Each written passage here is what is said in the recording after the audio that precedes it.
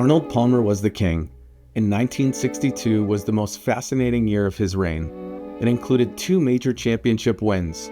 He wrestled a third green jacket away from Gary Player in a playoff, and triumphantly hoisted the claret jug for a second time after a commanding 6-shot victory at Troon.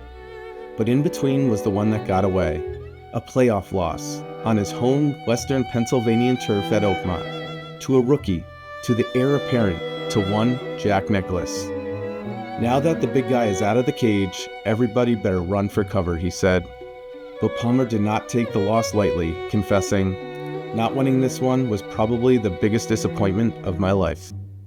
Funny then that amid all this, a king uneasy on his throne just 2 days later made his way 585 miles to South Shore Country Club in Hingham, Massachusetts for an exhibition match with Gary Player. 2 legends at the peak of their powers, 16 career majors between them, squared off at what is now a brilliant public golf course that you can play for under $60. And so, we did. This is Golf in Massachusetts. I'm Stephen Hanjack, and in this episode, we visit South Shore Country Club for the history, the golf, and a little bowling.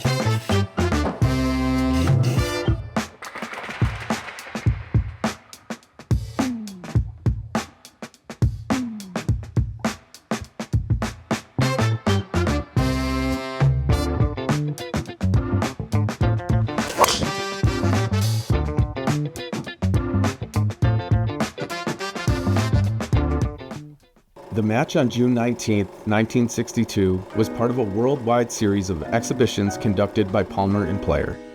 South Shore manager and co-owner Phil Farina put up $6,000 in prize money, of which the winner was to receive $4,000.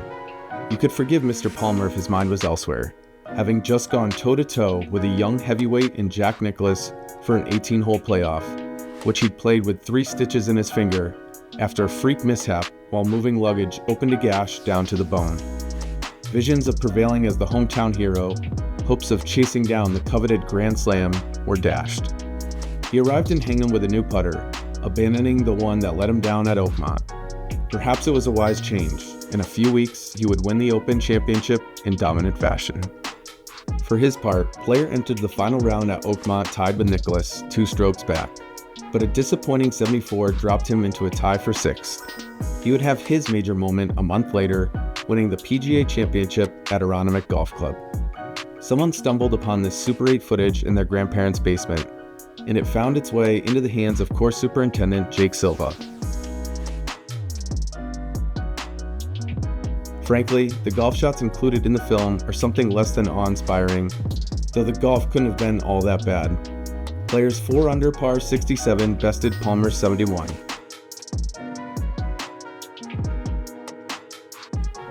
Still, as a somewhat accidental ode to the footage at our disposal, I pulled our cameraman out from behind the lens for a match of our own.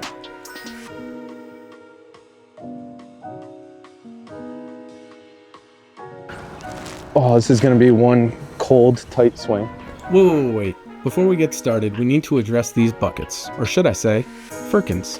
It's probably best if I let Superintendent/historian Jake Silva take care of that. And it's cool, it's very unique, you know, everyone's like, a bucket? And like, it's a firkin. We chose it to be the emblem for the club simply because the town of Hingham, probably the 18th century is when it was really like, probably the most well-known place in the country for woodenware. And there's still a gentleman that makes them still by hand the old way in town, whose great-great-great-great-grandfather, was one of the founders of the town.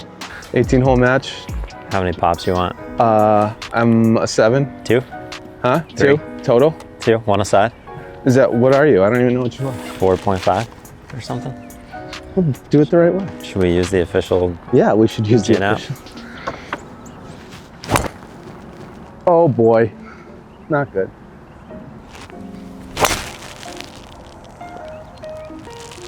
That should be perfect.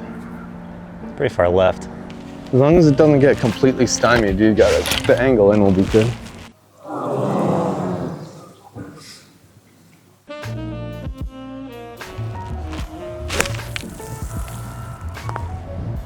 Oh, no.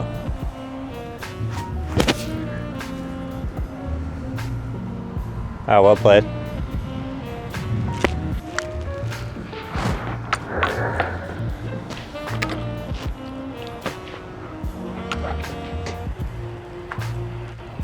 Oh, up and think it's a benign like handshake hole to start 310, and then you see this. And above too, it just looks like very normal. You get up here.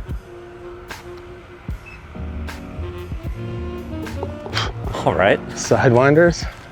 guess I'll pick this coin up.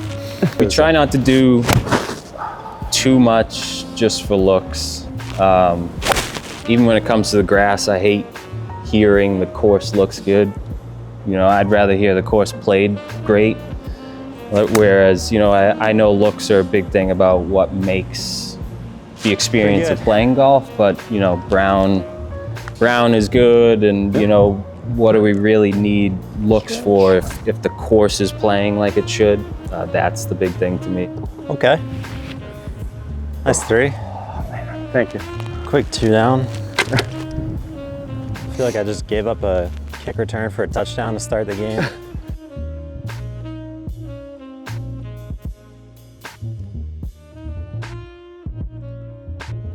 You know, I spent the whole winter pulling every single newspaper article I could find that mentioned South Shore Country Club, and one of them is really interesting. It mentions a plane crash, a small single-engine plane. I want to say late 50s, early 60s. I can't remember exactly, but a plane crashed into the Please third don't be in the green. pit of death. Gentleman made an emergency landing, and he survived, but it crashed into the then 12th green, now third, and it explains, you know, it was one of those epiphanies where you read this article about a plane crash and it goes, well, maybe that's why the back of that green always burns out and dies every summer when it gets hot. And, you know, there's another one where you never would have known that a plane had crashed. There were, almost nobody even remembers it happening. But, you know, it's a good excuse for why the third green dies, you know. A plane crashed into it.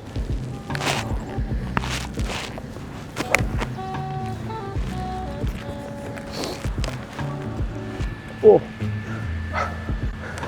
Did the old club slip as I went down. Would have made for good TV.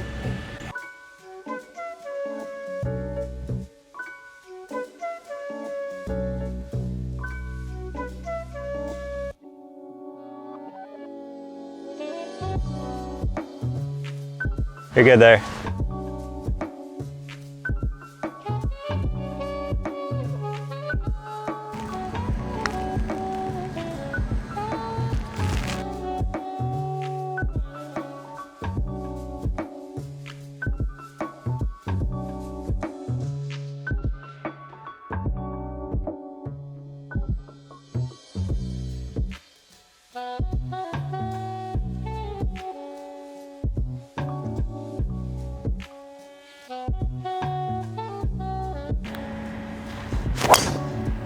Good ball. Perfect.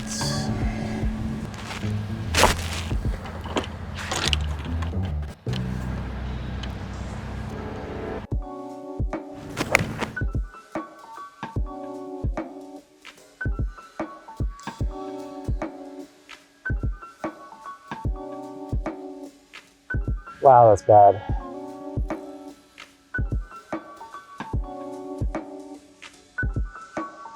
Thought I did it again.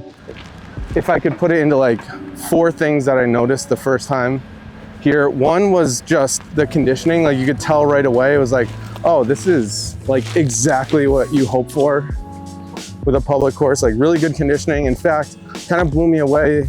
Some of those like closely mown areas around the green, the rounded off. Not only is it cool play-wise, but it looks really neat. You know, I stole that idea from Oyster Harbors down the Cape a long time ago. They've got a couple sections there where the greens are connected or they spill into the tee. And the idea is to, one day if we ever get to rebuild the 8th tee, to tie that 8th tee into that whole mix too. You know, a little bit of that is the original routing of the course, you used to go from the first green, the current first green, to the 8th tee. The first hole was the original 7th hole. And so you went from the first directly up the hill to 8. So in that case, it's, acts as somewhat of a little do-walk. Yep. But no, that's simply a little bit of stealing it from Oyster Harbors and thinking it would look good. Oh my God.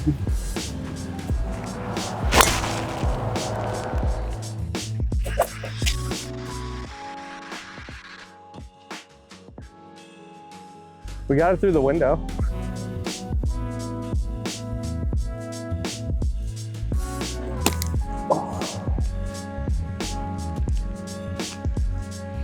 As our guy Bill Rocco said, you don't want the green speeds to be the killers of architecture.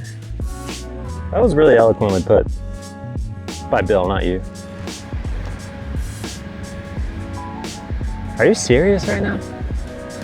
This was original common grazing land put aside for grazing of animals when the colonists first got here, and it has been open space, continuously grazed on until 1922 when the farmers sold to the golf club, and then it's a golf course. So, the soils are almost 400 years of grown grass, which is really cool.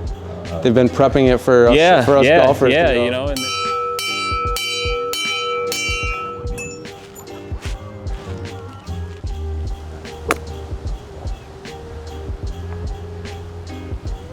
Good hands.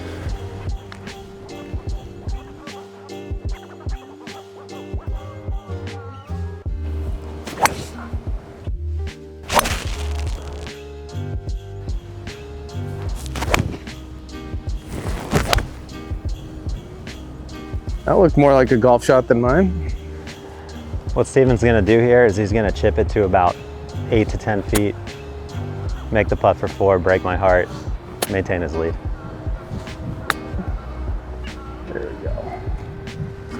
Or 1984 was the last season. The Quirk family owned it at that time. They sold it to some developers in 85, 86, and they were gonna build houses. The town, the golfers were never for it, is the story that I got. They didn't want to see it go, but the town didn't want to purchase it. They were offered first rights to the property. They didn't want to purchase it. Developers purchased it, and I think once everybody realized what they were about to lose, so the course was taken back over through a fight, eminent domain by the town. And the big push, I've been told, was they came in, the putting greens, the grass itself was sold to a course in New Hampshire, as the story goes. And when they started cutting that sod out is when the golfers and people that really wanted to protect the property really stepped up the fight. I believe the town bought it back late 87, 88, and the course was open again that season to brand new membership and fully run by the town of Hingham. And as the story goes, people were chaining themselves to trees. People were getting ready to chain themselves to the trees. And even if you're not a golfer, I think if you've walked the property, there's just something about it, the way it goes up and down and the trees that are here and just the feeling that you get. Even the non-golfers, people didn't want to lose the land. Right. And I think some of the historical facts about the course itself also, helped save it. I'm a big two-step guy, though. Gary Player says you should always take the stairs and you should always do it 2 steps at a time to strengthen your hips and your core.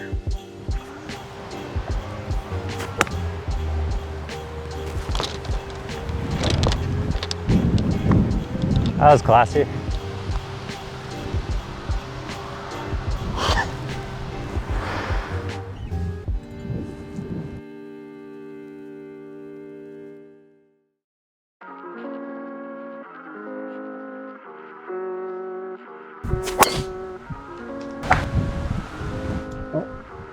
Two up, 2 to play.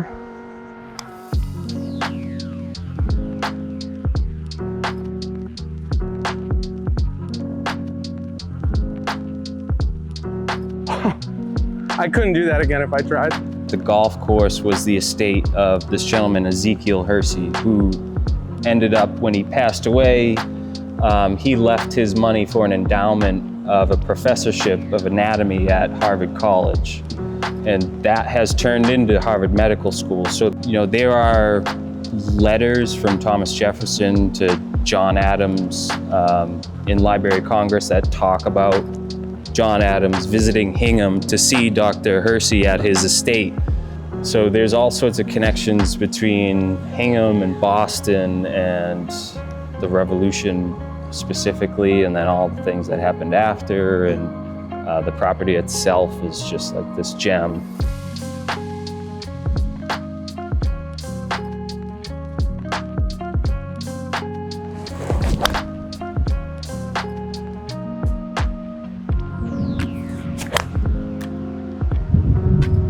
Well, that might be in the cemetery.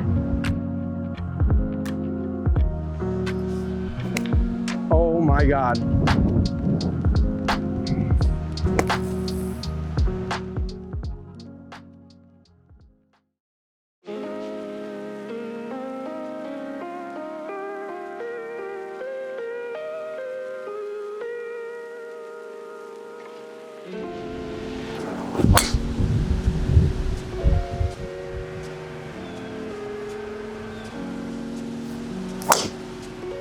Oh my God. Forward!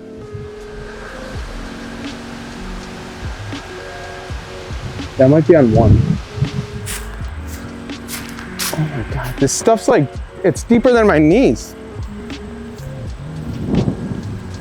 I don't even know if I'm supposed to be up here.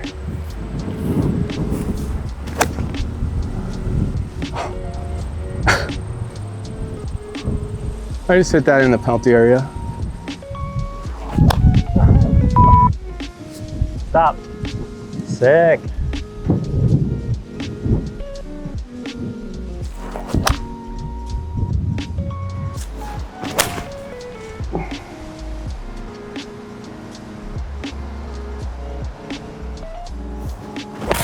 Oh, that was so much sand. Oh, that was bad. Oh.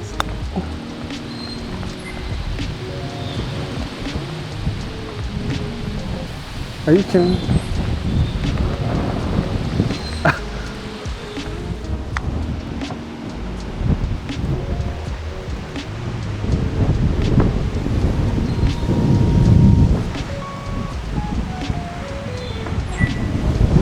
Are you serious?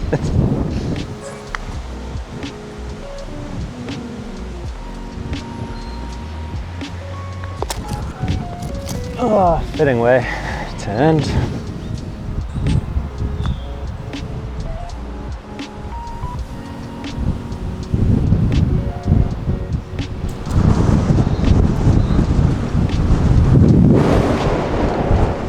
It was always meant to be something special, whatever iteration it is.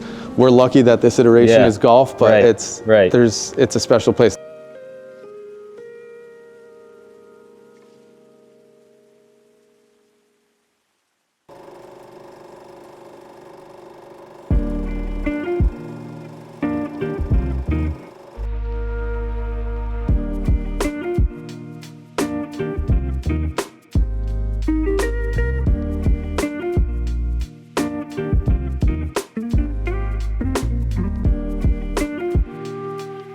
Those were, a young kid was cleaning out his great grandmother's basement and came across all these 8mm tapes, and they just gave them to the Historical Society, and then they spent 3 years sitting on them, and then finally watched them.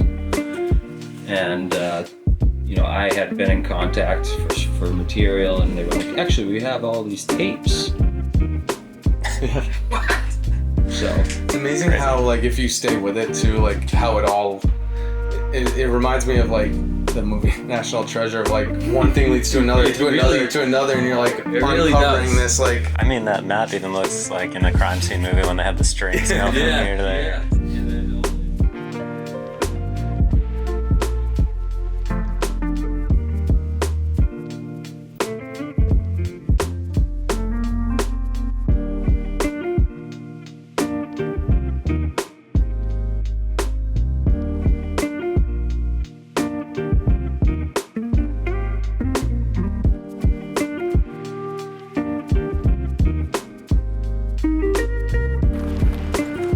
tough to do this when you're out of shape.